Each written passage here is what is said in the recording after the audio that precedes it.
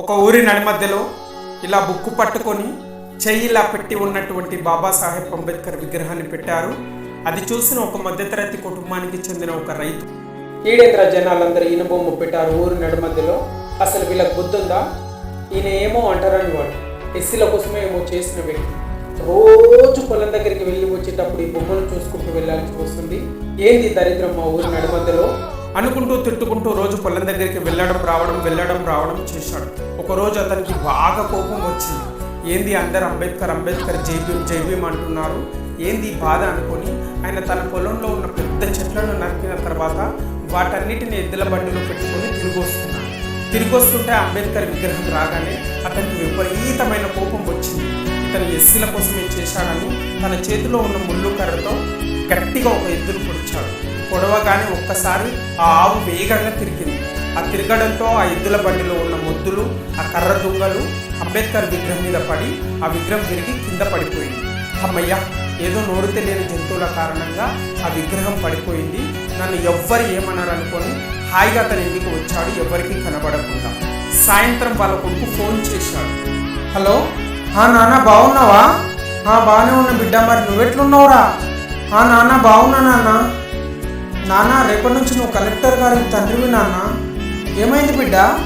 నేను కలెక్టర్గా సెలెక్ట్ అయ్యాను నాన్న, శుభాకాంక్షలు నాన్న నీకు. ఓహో అవునా, అయితే రేపటి నుంచి నేను తాళ్ళు ఎప్పుడు అవసరం లేదా, చేపలు పట్టుకోవడం అవసరం లేదా, మగ్గం వేసుడు అవసరం లేదా, గొర్రెలు కాయడానికి పోవడం అవసరం లేదా, నేను కలెక్టర్ గారి తండ్రినా? బిడ్డ, మరి నీతో పాటు మన పెద్ద దొర కొడుకు కలెక్టర్ పరీక్ష రాసింది కదా, ఆయన కలెక్టర్ అయిందా బిడ్డ? కాలేదు నాన్న. ఎందుకురా? ఆయన మంచిగా చదువుతాడు కదరా, ఇంగ్లీష్ మీడియంలో హైదరాబాద్లో పట్టణంలో రకరకాల చోట్ల చదువుకున్నాడు. మరి ఆయన కాకుండా నువ్వెట్లా అయినవురా? నాకంటే అతనికి 10 మార్కులు ఎక్కువ వచ్చినాయి నాన్న.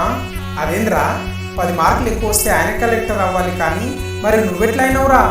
ఆయన ఎందుకు కాలేదురా? నాన్న, మన ఊరి నడిమధ్యలో బాబాసాహెబ్ అంబేద్కర్ ఉన్నాడు కదా, ఆ మహానుభావుడి దగ్గరికి వెళ్ళి దండైన ఆయన కారణంగా రాజ్యాంగంలో రాసి పెట్టిండు, మనం 100 ఏళ్ల సంవత్సరాలు తిండి లేక, ఇల్లు లేక, బట్ట లేక, చదువుకునే అవకాశం లేక వెనుకబడ్డ బ్రతుకులని మనకు బీసీ రిజర్వేషన్ పెట్టి 27% ఉద్యోగాలు ఇవ్వాలని ఆయన రాసి పెట్టిండు. ఆయన రాసి పెట్టిన కారణంగానే 100 మంది కలెక్టర్ కావాలనుకుంటే అందులో 50 మంది దొరలు, రెడ్లు, పటేలు, డబ్బున్నోళ్ళు ఎవరైనా కావచ్చు నాన్న.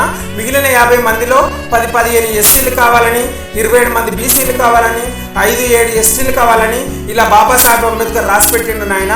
ఆయన రాసిపెట్టి రాజ్యాంగంలో పెట్టకపోతే నేను కూడా నీలాగే తాళ్ళెక్కుడో, చేపలు పట్టుడో, మగ్గం వేసుడో, గొర్రెలు కాయడానికి పోడో, ఇంకేదో కుమ్మరి పనో, కమ్మరి పనో, సాకలి పనో, మంగళ పనో చేస్తున్నానా?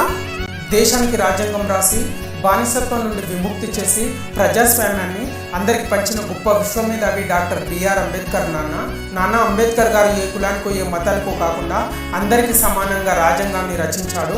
అందరికీ ఓటు హక్కును కల్పించాడు. ప్రతి మతానికి స్వేచ్ఛగా తిరిగే హక్కును కల్పించాడు.